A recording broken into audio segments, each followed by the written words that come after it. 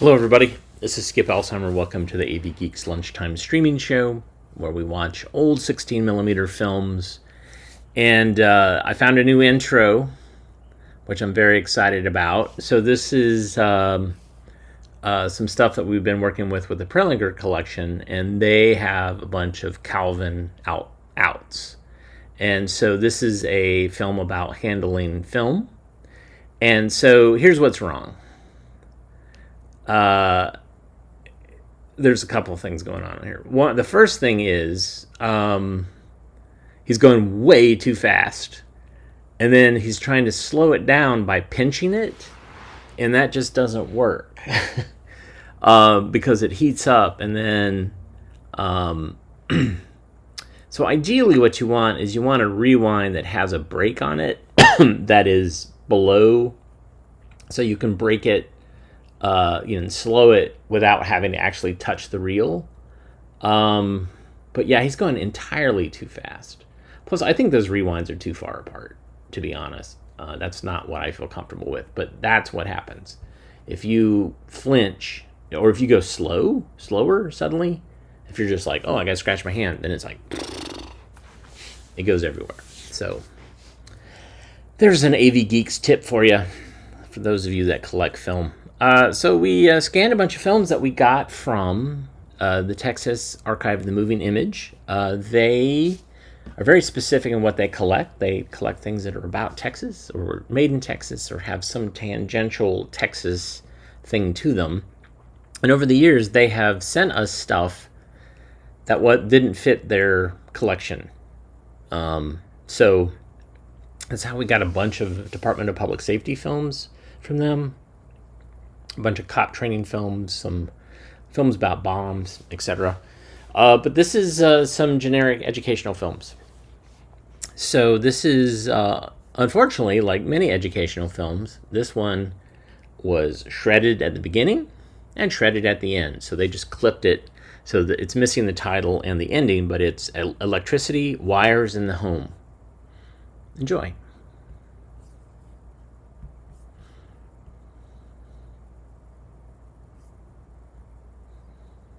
Electricity is always there when you want it. Electricity is always there when you want it. It doesn't happen.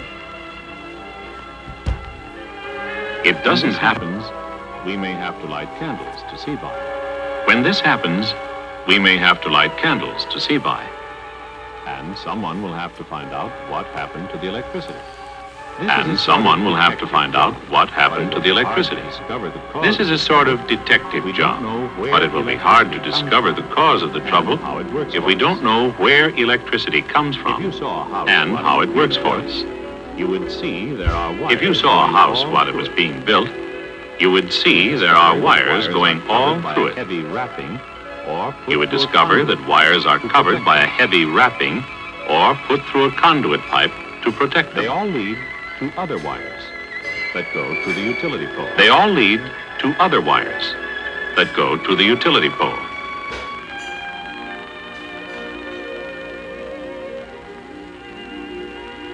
If we follow the wires on the poles to the next street and beyond that, if we follow the wires on the poles to the next street and beyond that, all the way across town, we'll come to a building called a generator station.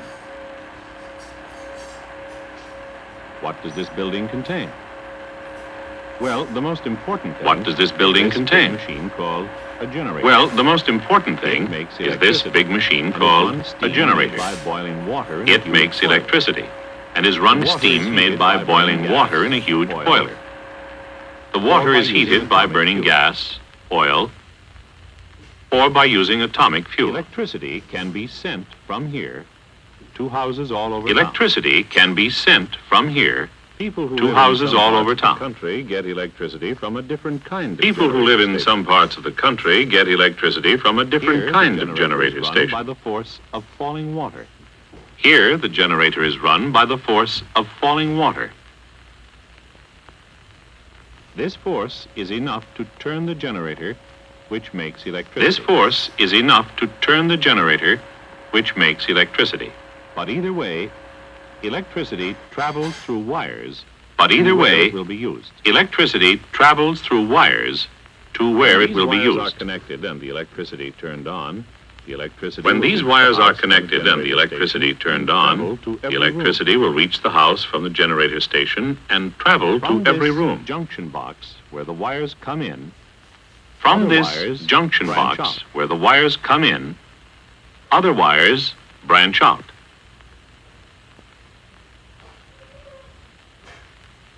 there are always two wires like this.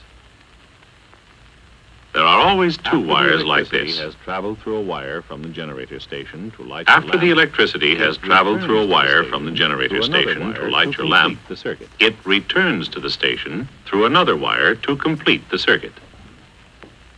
But what is electricity? What does it look like?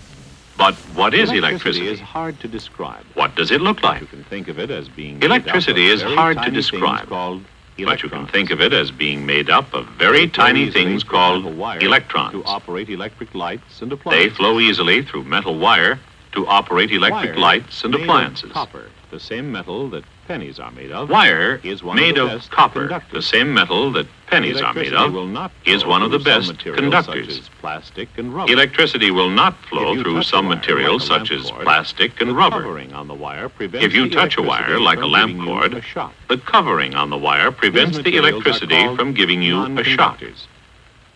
These Wires materials are covered called with this kind of material to non-conductors. prevent the wires from touching. Wires are covered with this kind of material to prevent the wires from If touching. the wires touch, the electricity coming from the generator station will not If reach the wires lamp, touch, but the will go electricity back to coming from the generator station will not This reach is the called lamp, a short but will circuit. go back to the generator Electricity station. makes a shortcut This is in the called circuit. a short circuit, So for the the light electricity goes out. makes a shortcut in the circuit. When the house is So completed the light goes and out. The wires are connected to the wire from the pole. When the house is the completed electricity and is the wires are continually connected to passing the through wire from all the pole, wires in the house. electricity is continually don't want passing our through lights on all the all wires the in the time. house. We don't want the But we washing don't want machine our or the lights electric on dryer all the going time. Every minute. We Or don't the want the toaster washing continually machine or toasting. the electric dryer going every We minute, could keep or the pulling plugs toaster out when we continually wanted to toasting. turn things off. We This could would be a keep nuisance. pulling plugs out when we wanted to Instead, turn things while off, the house is being but built, this would be a the nuisance. electrician cuts the Instead, wires while the and house puts is in being built, switches. the electrician cuts the switch wires can be flipped and puts back and in forth. switches. In one position, A it switch completes can the be circuit flipped so the back and forth. electricity can pass. In one position, it completes the circuit so the When it is electricity flipped the can other pass. way, the circuit is broken.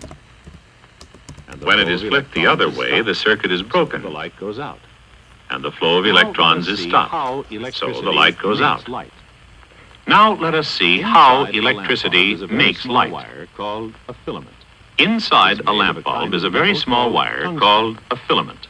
It Electricity is made has of a trouble kind of getting metal through called this type of tungsten. Small wire.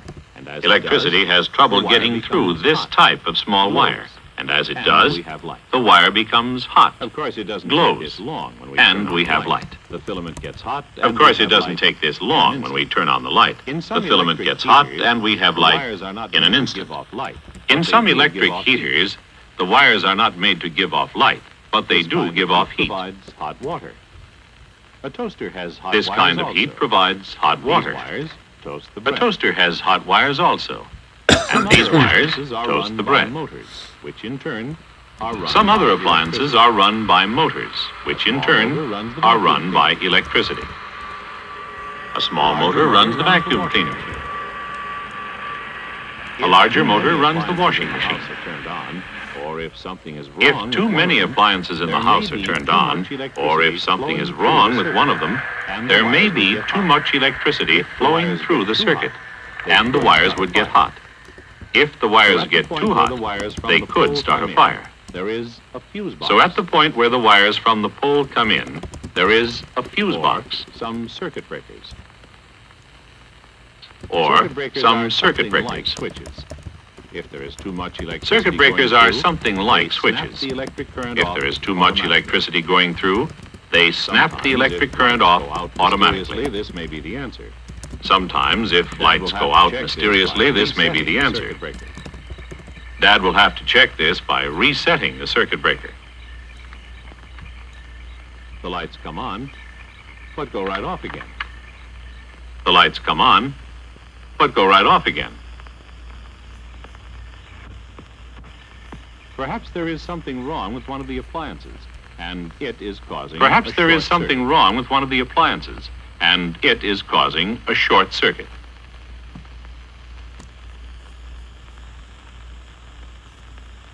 Sure enough, the plug of the coffee percolator seems to be damaged and Sure needs enough, repair. the plug of the coffee percolator seems to be damaged As and soon as needs we repair. unplug it and reset As soon the as we circuit unplug breaker, it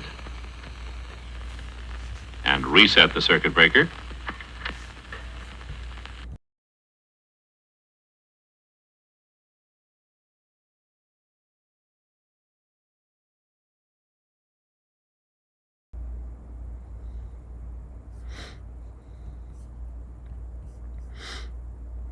I apologize. It sounds like I had the microphone on the whole time. And so there was probably an echo. And also, it just ended. So there's that. Yeah, so my wife's been away, and so I've been cleaning in the kitchen. And that is why I have not been attentive. And why I'm also not streaming from the kitchen. This film is great. I love this next film. Again, this was a gift from the Texas Archive of the Moving Image, and it has a song. Is it a toe tapper? Let's find out.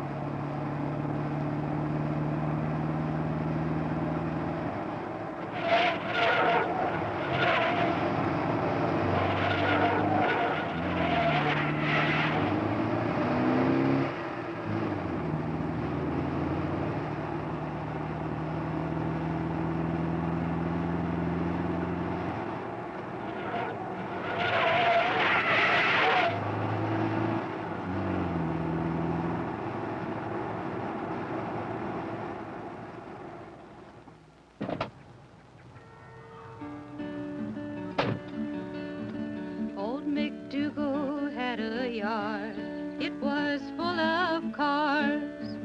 All his autos did not go, did not go. He had fastbacks here, sedans there, older cars, newer cars, golder cars and bluer cars. Old MacDougal's wrecking yard.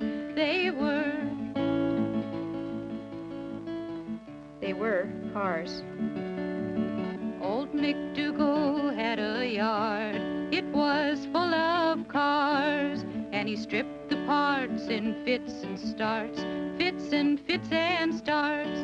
Finding mufflers here, spark plugs there, in the car on the ground. Mac had found them all around. Fastbacks here, sedans there, older cars, newer cars, golder cars and bluer cars. Old MacDougal's wrecking yard. They were cars. Old MacDougal had a yard. It was full of cars, and he bashed them all with a magnet ball. Magnet ball. They were so much trunk, too soon junked. Poorly made and badly driven down the chute to auto heaven. Mufflers here, spark plugs there, in the car on the ground. Mac had found them all around. Fastbacks here, sedans there, older cars, newer cars, golder cars and bluer cars. Old MacDougal's wrecking yard. They were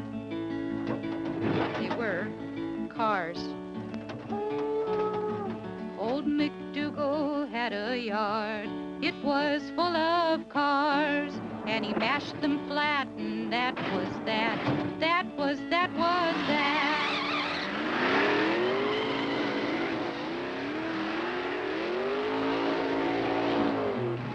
will go quick and it will stop ever. Buy a wreck, rather walk, ride a bike or horse forever. So much trunk, too soon junk. Poorly made, badly driven, down the chute to auto heaven. Mufflers here, spark plugs there. In the car, on the ground, Mac had found them all around. Fastbacks here, sedans there. Older cars, newer cars, golder cars and bluer cars. Old McDougal's wrecking yard. They were cars. Old McDougal had a yard. It was full of cars. And all his autos did not go, did not go. With a will go quick and a will stop ever. Buy a wreck, I'd rather walk, ride a bike or horse forever. Old McDougal's wrecking yard. They were cars.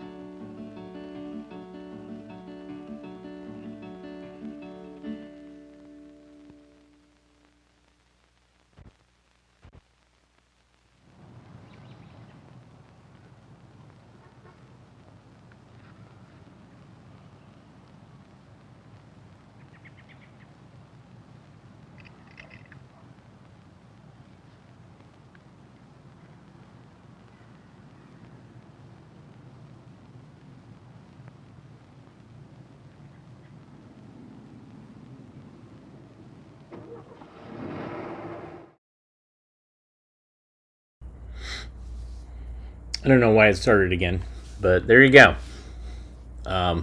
Seems like all the toe tappers we've been discovering recently sound like Joan Baez is singing. So there's that. Okay, so now we're entering films that are part of our collection, and were films that I was going to show you yesterday, but YouTube canceled the stream for a bogus copyright claim.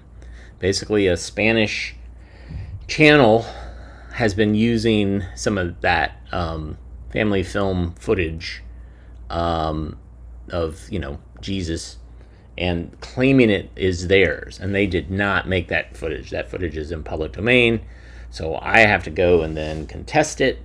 But it doesn't, it's pointless because they already interrupted the stream. And it's very frustrating. And that's what we deal with a lot at AV Geeks, is a lot of bogus copyright claims. It's very, very frustrating. But we'll just keep going. Just keep going until Google pries YouTube from my cold, dead hands. So this film is about Pompeii and Vesuvius. Enjoy.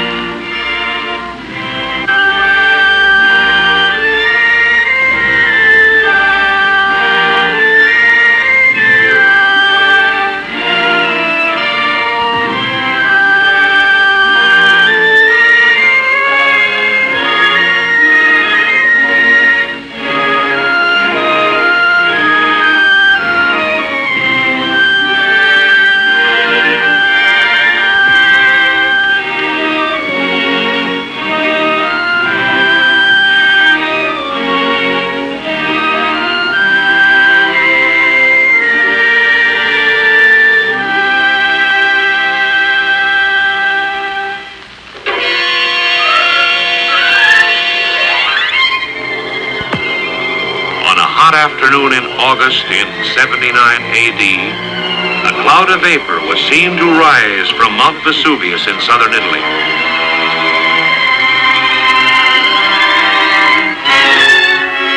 The scene on that afternoon 19 centuries ago was much like the scene today, though on a vastly larger scale. A Roman writer, observing the event from the Bay of Naples, described the cloud by saying, It appeared sometimes gleaming white and sometimes gray and spotted according to whether it was erupting ashes or earth. Nothing like this had happened here in the memory of living man. At first, those watching from towns nearby felt only wonder and curiosity. But once started, the eruption grew more violent. The flow of lava began. Boiling volcanic mud bubbled and steamed. The mountains sent forth showers of red-hot cinders and rock. Poisonous gases escaped from deep in the earth. Streams of fiery red lava pushed their way down the slopes.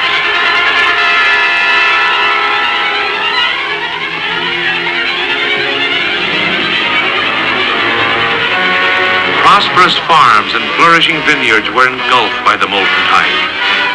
Yet still the eruption kept on.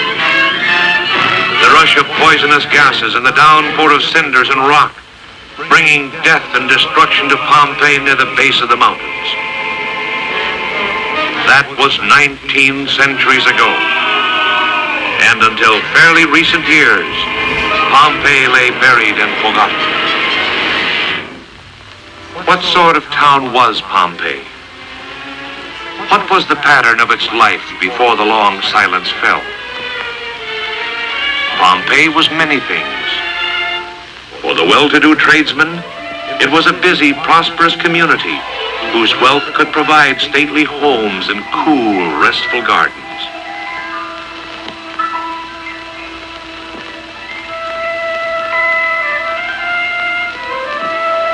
To the maker of bronze statues, Pompeii was an art-conscious city that paid him well for his work.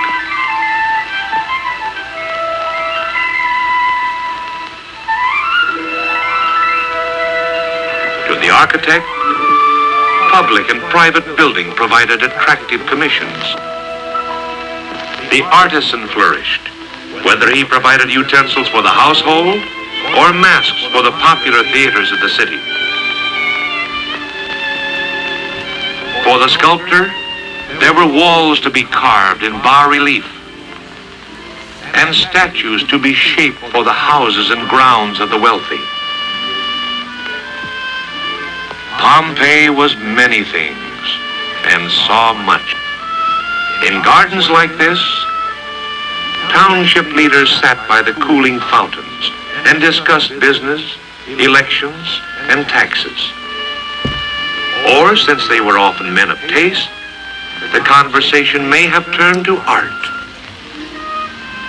Perhaps a newly decorated wall with a painting done in the style so popular in private homes and public buildings alike. The wall paintings of Pompeii provided more than mere decoration, often presenting scenes from history and mythology, as well as representations of the ordinary life of the people, and portraits of the people themselves.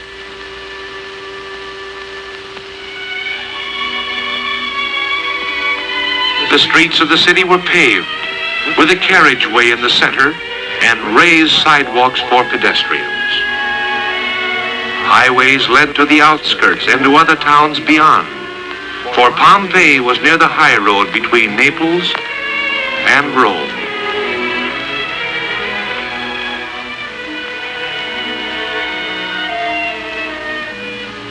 Not unlike a city of today, Pompeii had its quiet suburbs and its busy downtown section. Here in the area of the Forum, with its numerous public buildings, was the center of the life of the city.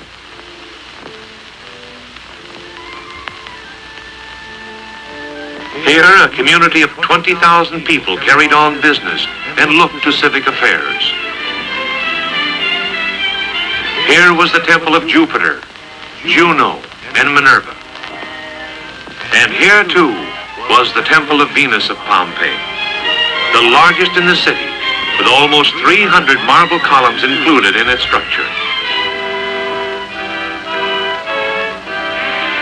To this temple to pay homage to Venus, their protectress, came the young athletes of the city, whose people prized athletic skill and turned out by the thousands to see the games and contests.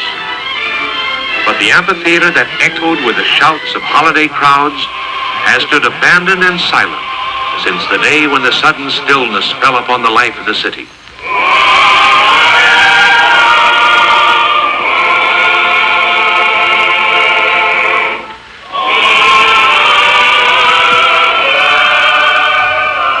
Pompeii and Herculaneum nearby were totally overwhelmed by Vesuvius. But other cities have survived and prospered in the shadow of the fiery mountain. 12 miles away on the shore of a tranquil gulf stands Naples, a city whose history is older than that of Pompeii.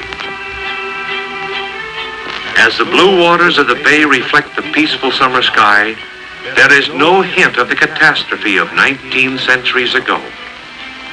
Yet it was here that a Roman fleet was anchored on the fateful day of August 24th, 79 AD. From this bay, the Roman Admiral Pliny observed the telltale cloud that warned of the eruption. From here, he sailed to his death in an effort to get to those who had been able to reach the coast. And into this bay rained dust and ashes as Naples felt the effect of the eruption that was destroying the neighboring city of Pompeii. But that was long ago. The life of Naples survived and has continued through the years. In the great harbor, fishermen still tend their boats and dry their nets much as they did when Caesar stopped off on returning from war, and when Cicero welcomed his friends to his villa in Pompeii. The essential things go on. And so too with customs and traditions. Today, Naples is famous for its composers of popular songs, and Sorrento, across the Gulf, preserves in the lore of its people the charm and the color of the folk dances of the region.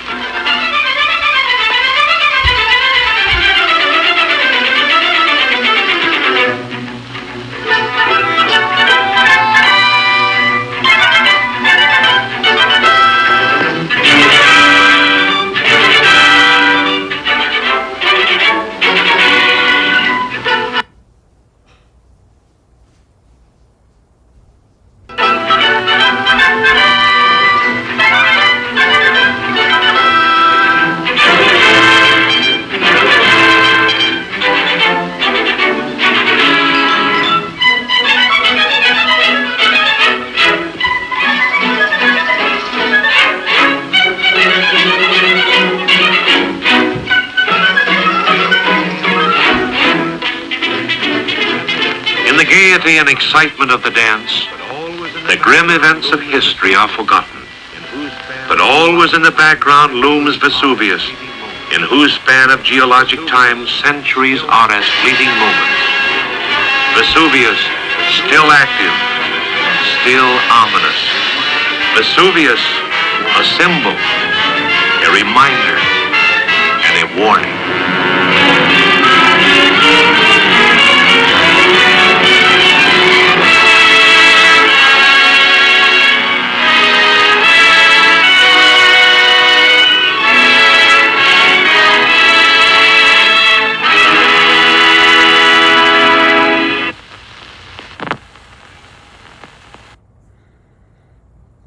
A warning.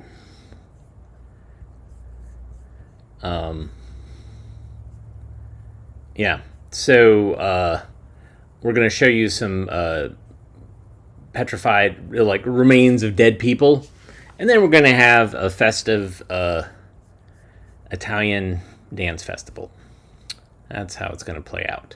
Okay, so this next film it's interesting. Like, McGraw-Hill, I feel like, kept remaking this film because I have another film called Discovering Individual Differences, but this one's just called Individual Differences, and this is made for school teachers. Wow, an educational film for school teachers on the wide parade of personalities of kids that they're going to be encountering in their class. Enjoy.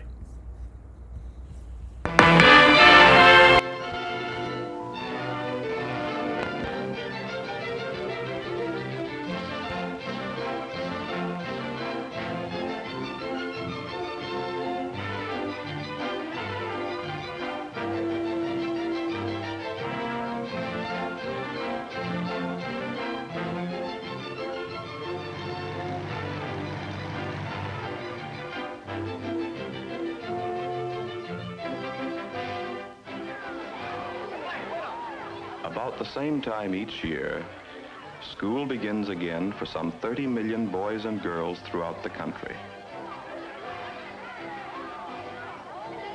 Some return eagerly, glad once more to enter the world of classrooms and studies. Others? Well, others are not quite so eager. But to all of them, the first day back in school, the beginning of a new class, is a big event. It's also a big event to more than 1 million teachers throughout the country. But a teacher's job begins long before the first day, for good teaching requires careful planning and preparation. Often a teacher spends a large part of the summer vacation getting ready for this day and the days to follow. But no amount of planning or preparation can completely fill in this chart ahead of time. What are the personalities of the boys and girls who will occupy these desks?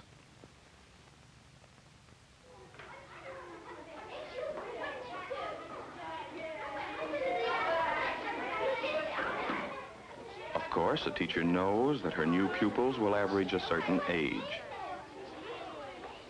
She also knows there will be some exceptions to the average in height, in weight, and general physique. These are some of the obvious physical differences among her new pupils.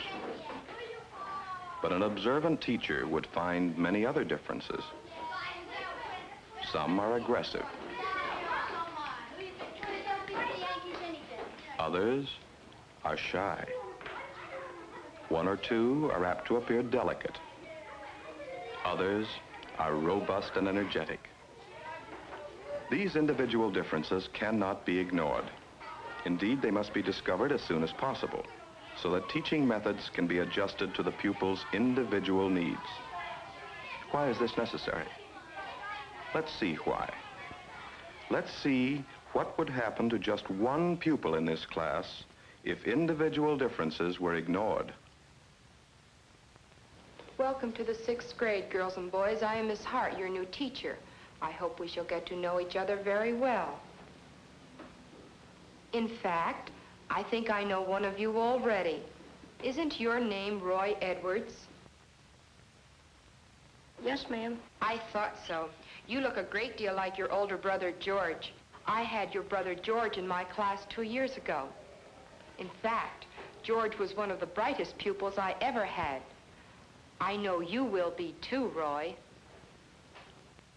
As Roy's older brother would tell you, I always start a new class by hearing about your summer experiences. Roy, suppose you tell us about your summer experiences. Come to the front of the class, Roy. Don't be shy. Your brother never was.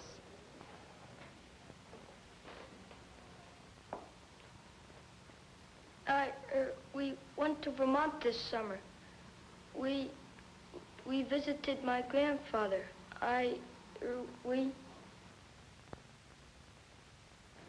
Don't let shyness rob you of your memory, Roy. All right, you may take your seat.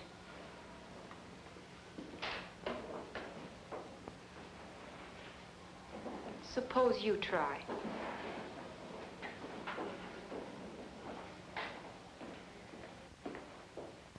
So Miss Hart knows this boy quite well, does she? Well, she thinks she does. But Roy and his brother George are as different as day from night. George was always sociable and self-confident. But Roy is shy and often feels unsure of himself. This is only one of the differences in his character.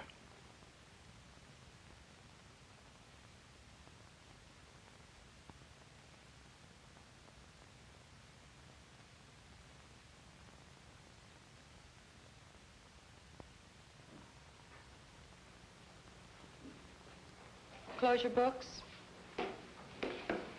Time is up. Let's discuss what we have read.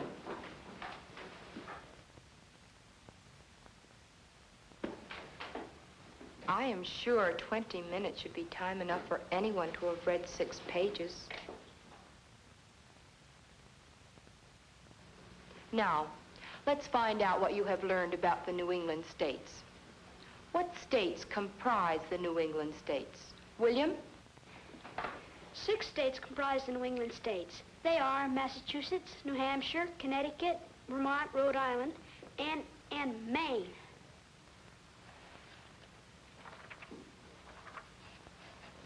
What town is the chief seaport of the New England states, and where is it located? Susan? The chief seaport of New England is Boston, which is also the capital of Massachusetts. Boston is one of the largest cities in America with a population of about 1 million people.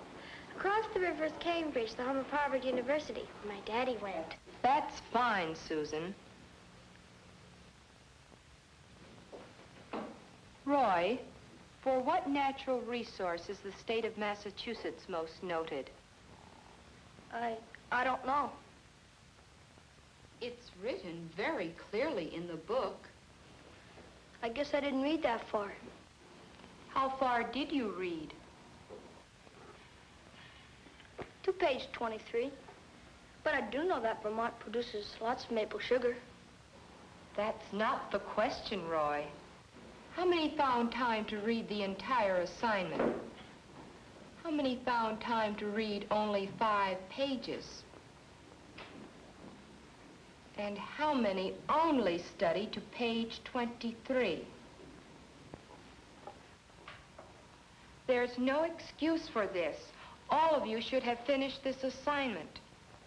I have set high standards for my classes, and this class is no exception. I expect all of you to improve your work. Roy, I'm particularly disappointed in you. Your brother was one of my fastest readers. All right, Kenneth. Suppose you tell us what natural resource the state of Massachusetts is most noted for. Natural resources are sandstone, Yes, limestone, Miss Hart is getting to know something about this pupil. clay, and slate. That he's shy, And of course, and that he's a slow reader. But she's learning the hard way. Hard on him, and hard on herself, too. He's more frustrated than ever now, because the goals set for this class are beyond his ability to achieve. As a result, he's rapidly losing interest in his studies.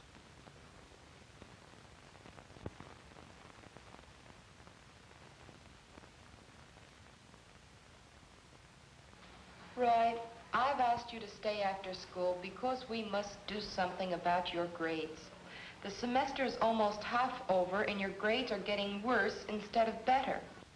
Don't you like to study? How much time do you set aside for study? Oh, about 2 hours. You'll simply have to study harder. It's plain to me that you're just not applying yourself. There's absolutely no reason why you can't do this work. It's the same work your brother did when he was in my class. But I'm not as smart as George. That's no excuse. Of course you're as smart as George, but you must take an interest in your work.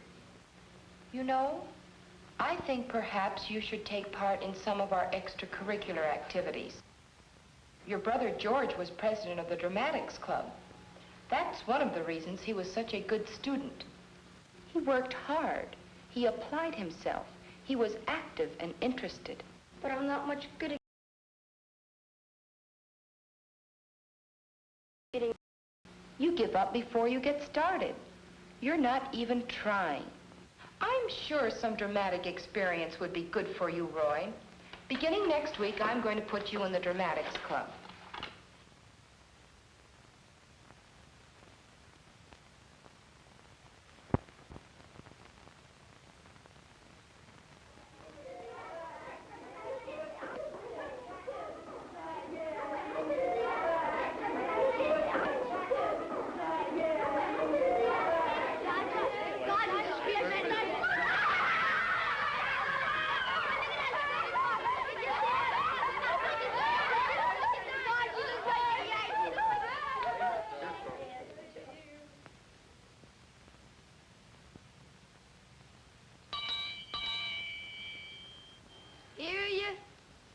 you.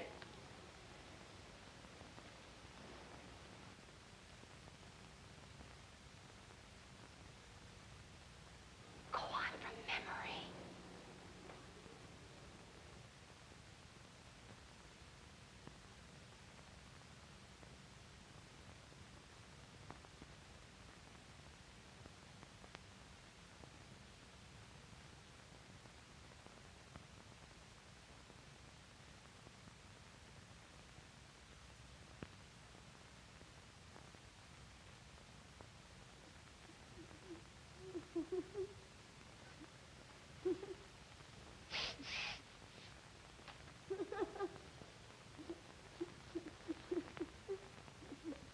Yes, Miss Hart knows now that Roy is an individual with a different intelligence, different personality, different interests, and different abilities of his own.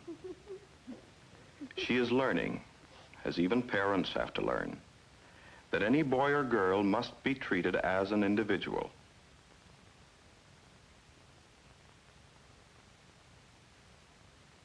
Can this knowledge only be gained at the price of doing psychological damage? No. There is a scientific way of appraising individual differences. Our teacher knows the correct procedure, but she has shown us how this problem is too often handled. Let me show you how I would really work with Roy the right way.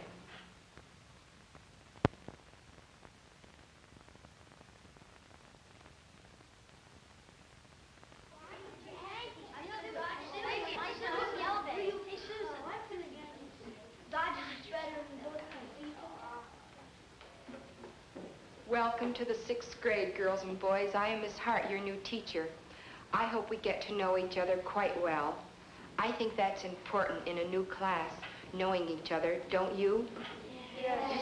In fact, I think I know one of you already. Isn't your name Roy Edwards? Yes, ma'am. I thought so. You look a great deal like your older brother, George. I had George in my class 2 years ago.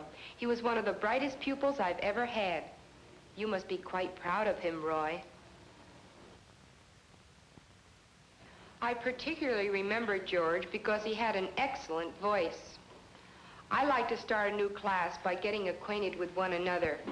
How would you people like to bring your chairs up to the front of the room and form a nice circle?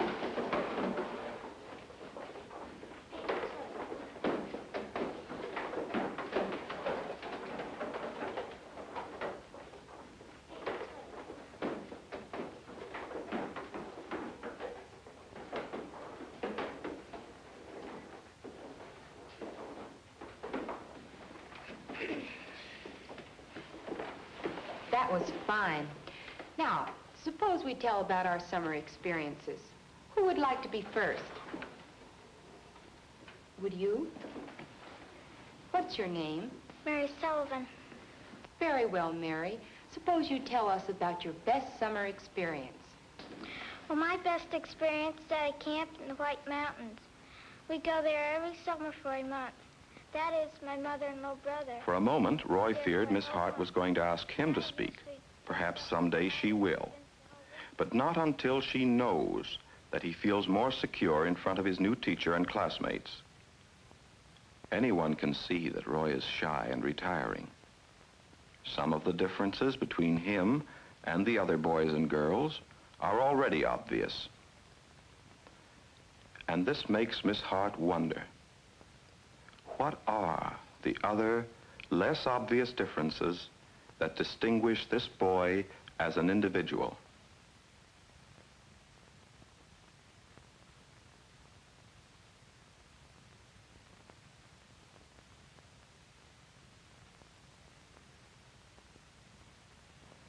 Miss Hart knows that one of the quickest ways to get acquainted with her new pupils is to become familiar with their various school records.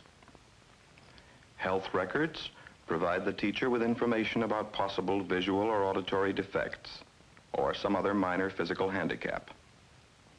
Achievement test records tell her the extent of the pupil's accomplishments in the different school subjects.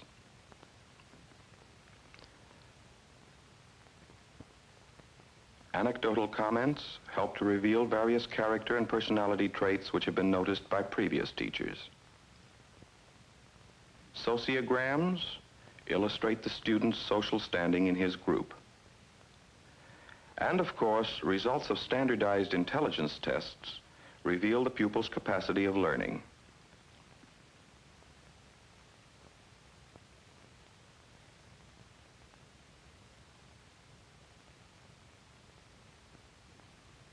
Miss Hart has discovered, for instance, that Roy's IQ is 92. She has checked to find that his older brother had an IQ of 135. She also learned that Roy's reading ability is much lower than his brother's. Although Roy is in the 6th grade, his reading ability is no better than the average 4th graders. However, this doesn't mean that he will be a poor learner. Miss Hart knows that there is no such thing as a poor learner if schoolwork is adjusted to individual abilities and needs.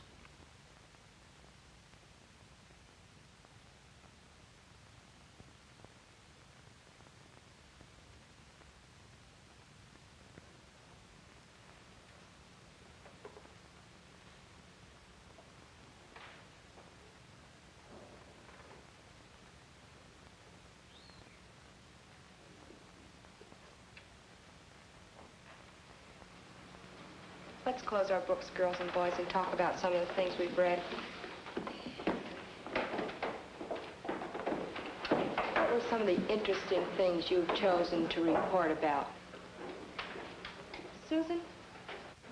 Well, I'd like to talk about Boston. Boston is the largest city in Massachusetts. It has a population of about 1 million people. It was settled by our colonial forefathers who came to this country from England in the early 17th century. Boston is also one of our great cultural centers, and across the River Charles and Cambridge is Harvard University, where my daddy went. That's fine, Susan. Roy, I noticed your hand, too. What have you chosen to talk about? My topic is on making maple syrup from the chapter on Vermont. I learned that, well, that Indians used to make maple syrup by collecting maple tree sap and hollowed out logs. We went to Vermont this summer, and I saw some maple syrup be made from maple sap, and I tasted some right there, too. That's fine, Roy. Now, Richard, what was your topic for study? My topic is on early Indian tribes of... Everyone likes to succeed. The Indians... Everyone needs to succeed. And success in school becomes possible when the work is adjusted to individual abilities. Miss Hart knows that in Roy's achievement of some success lies the key to his continued interest in schoolwork.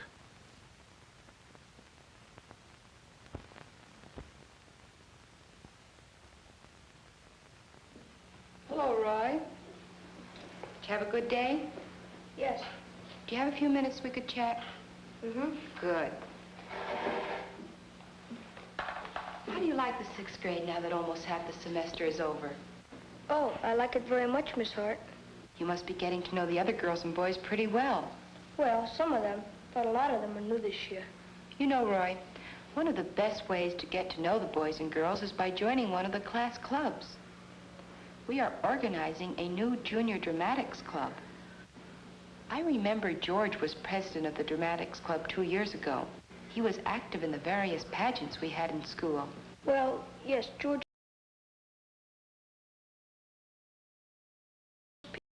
people. Even brothers can have different interests, Roy. Last week, when I asked the class to write the compositions about themselves, telling about their hobbies, I had a purpose in mind. I wanted to find out exactly what the children like to do. You see, it's important for a teacher to know the interests of her class. I noticed in your composition, one of your interests is playing the piano. Yes, I've been playing the piano for years. Mother started me when I was 7. That is a long time. You must play quite well by now. Does your brother play too? No, he can't even carry a tune. He started listening to what I did, but wasn't very interested and gave them up. I have an idea, Roy. With your ability in music, perhaps there is something you can do for the Dramatics Club. There is something which only you can contribute.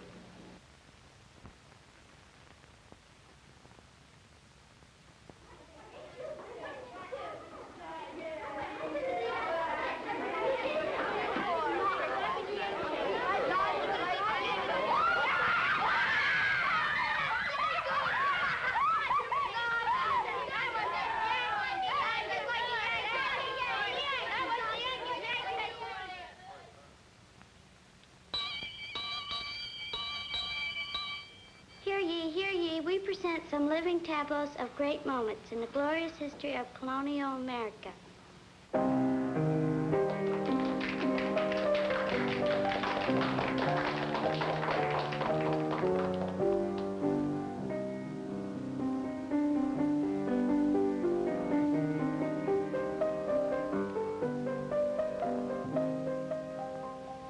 We present first Betsy Ross. Betsy Ross was born in Philadelphia in the year 1752. She made the first American flag for General George Washington.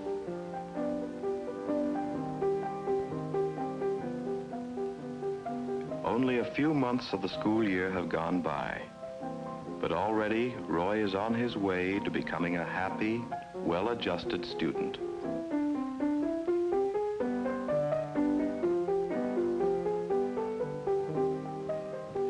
Miss Hart has shown us how she coped with the problem of individual differences in one class with one student. But there are thousands of classes with millions of students. What can you do to meet these individual needs?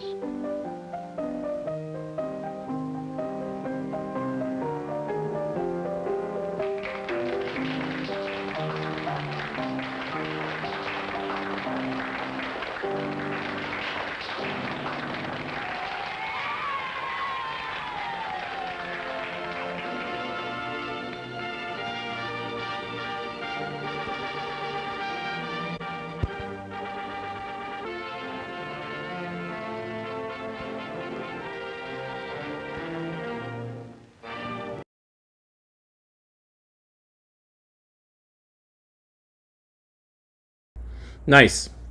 Yeah, a lot of these, that series, they start off with all the problems, and then eventually the teacher cracks the code, and the kids are doing better. But there's always this narrative arc of kid not doing so great, and it's all very bleak. Let's see. So I got another, excuse me. Hey, so I apologize today for all the technical problems. Obviously, I'm distracted, but I appreciate your patience with that, and, you know, it's kind of part of the deal, although I don't like it to be. If I had unlimited amount of money, I would pay a producer to help me do all this, but I don't. So it's me sitting on my living room couch doing dishes in between intros. So this last film is another Texas Archive of the Moving Image donation, and it's Careers Agribusiness. Enjoy.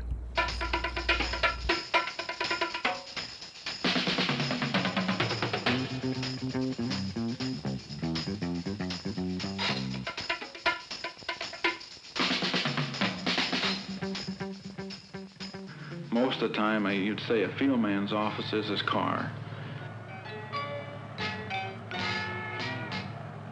There's an openness where you're not having to sit behind a desk all day. One of the main things is that it's not a stereotype job. Every grower I go to, the condition can change.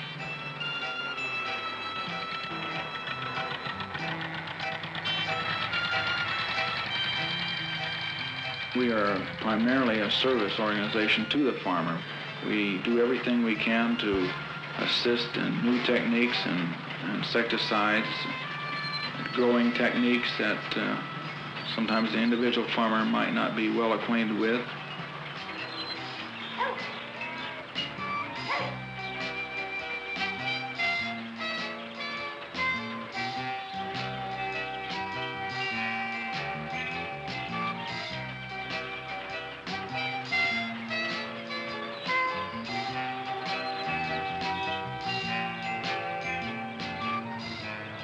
The harvest season is the culmination of the year's efforts, and probably this is our biggest service of coordinating a smooth flow of fruit from the field to the cannery.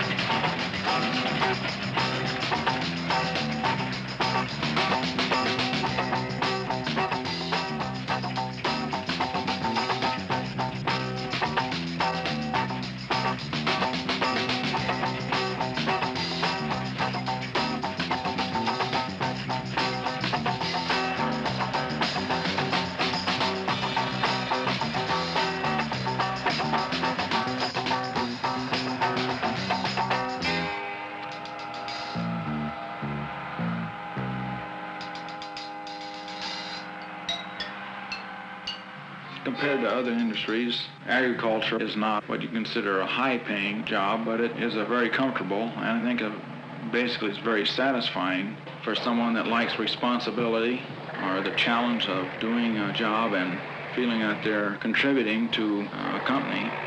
I think it's tremendous.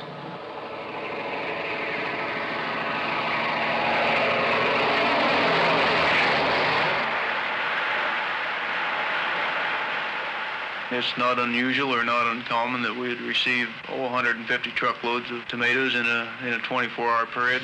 I would suspect that we're looking at well over $100,000 worth of product a day, which certainly involves quite a little bit of responsibility.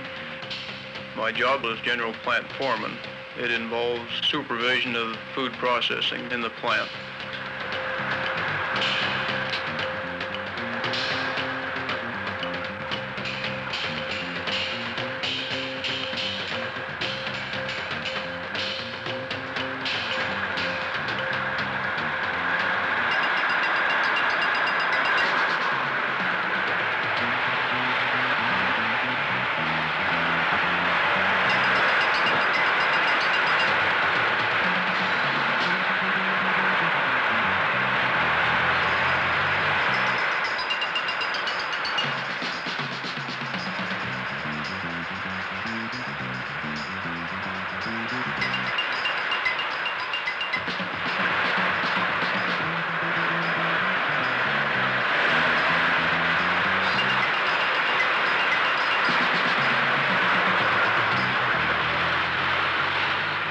Now we're automating very rapidly, but it's still going to take people to process the food. There's certainly openings on up the line if a person wants to work towards it.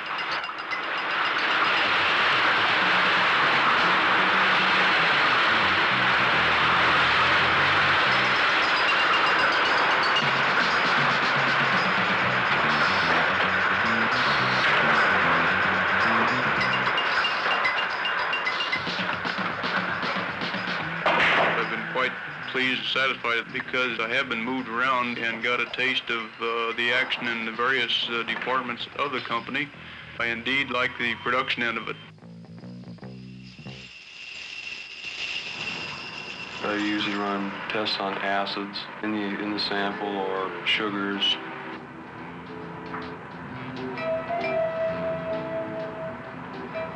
I applied as a mail clerk, but then the positions were all full, so the woman that was interviewing me asked if I'd had any chemistry, and I said yes, I'd had 2 years, and then she said that there was a need for a food technician.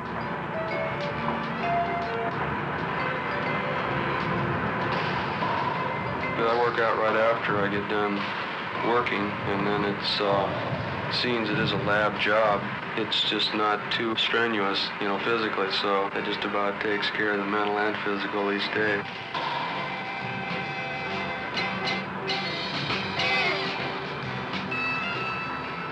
it's a really good atmosphere. You can advance up to a research associate, which is the highest position you can go without having a degree. And you're working so closely together all the time, and we've become such good friends that, I mean, even off of work, we bum around together, like, you know, but...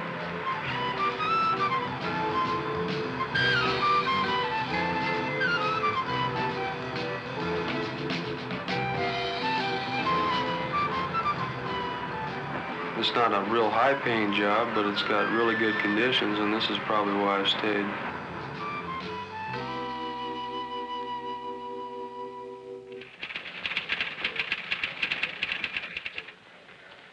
Principal responsibility of a marketing manager in a consumer goods company is that he has to answer to his management for the profitability of the products assigned to him.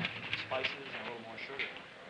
So what we have is a more fully formulated tomato product that can be used for more things, that will extend the usage of tomatoes, tomato sauce, into new and different areas.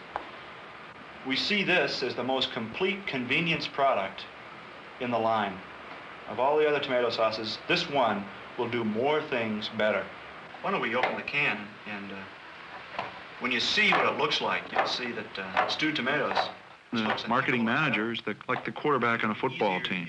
He has to be fully aware of what's going on in all the different areas that involves his brand.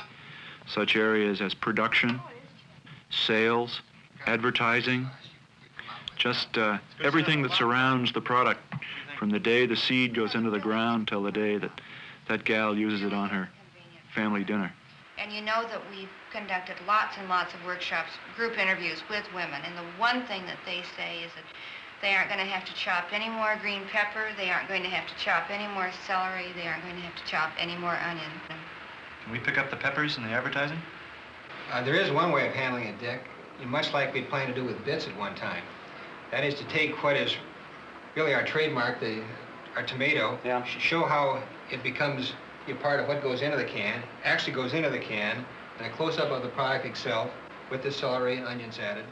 I like the creative challenge, not only of working with people, but of coming up to solutions to make a commodity like a little red tomato into a valuable and saleable property the gal will pick off the supermarket shelves.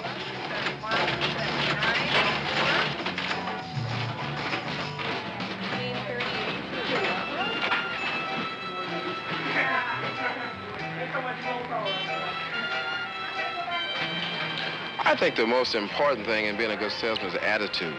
There is no one watching over your shoulder 8 hours a day. You're by yourself. And it's up to you, the individual, as to what you want to achieve.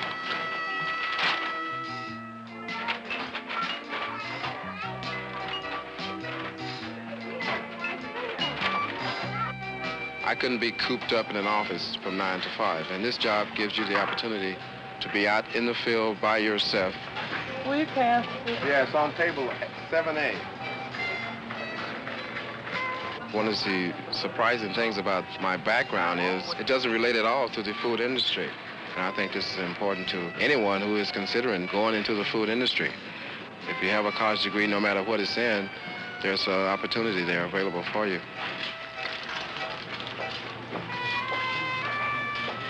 I love to work with people. I like to talk to people, and this gives you that opportunity. You meet a lot of different people with a lot of different backgrounds, and this to me is good. I really like my job.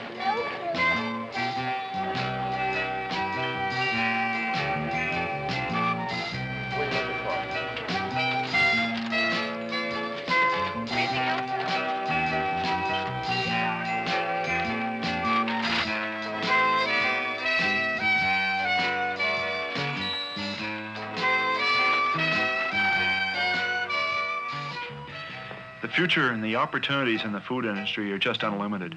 New packages, new products, new ideas. This is a fast-growing, alive, exciting business. Anything to do with food. Food growers, food processors, big new supermarkets, all the way up the line.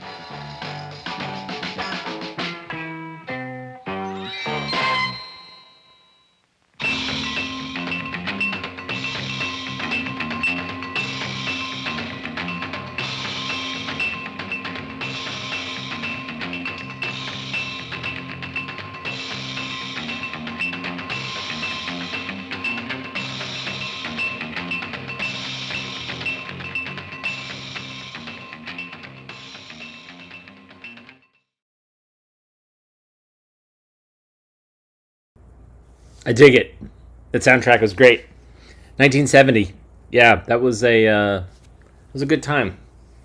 Good time for mustaches. I think we've all noticed. And let me just lament the fact that I cannot get SpaghettiOs with Frank's. That is my childhood comfort food. And sometimes, every once in a while, I just want to have one. Maybe once a year.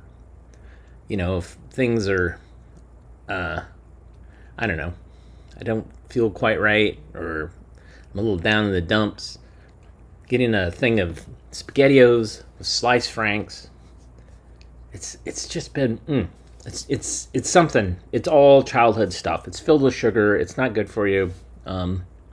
Franks probably aren't really meat, but yeah, the meatballs one doesn't do it. And then the one in different letters. This is not alphabet soup. This is SpaghettiOs. O's. O. Anyways. I'll get off my soapbox because I know it's controversial. But let me say thank you again so much for watching this show. You are the reason that we show these things. You're the reason we collect these films, that we pay for shipping to get these materials, that we run them through a film scanner that we still owe a lot of money on, and to present them to you so you can make fun of some guy's mustache. No, ultimately, it's why I do what I do. It's the thing. What else am I going to do? Work a computer job? No, it's not going to happen anymore. I'm busted. So, thanks for indulging me and making me feel like what I do is offering some sort of value to somebody else's life. And the reason why I bring this up is because I'm about to move 30,000 plus films back into the archive. And the sheer physical aspect of that is daunting to me. We're doing baby steps, so it's not too much at one time, but it's a killer. So, the fact that you hit thumbs up, or that you hit like, or you subscribe to this channel, those are great ways to support us. Donating via the Super Thanks button, that's another great way. Going to ko-fi.com/avgeeks or patreon.com/avgeeks, or watching other films on our channel, or buying something from our YouTube store. Those are all great ways to financially and spiritually support what we're doing, which is, it's not just me sitting on a couch. It is me schlepping hundreds of films back and forth. And so thank you. Seriously, I mean it. All right, we'll be back again tomorrow. What is tomorrow? Thursday? Yes, Thursday. More films. We'll see you soon. Take care.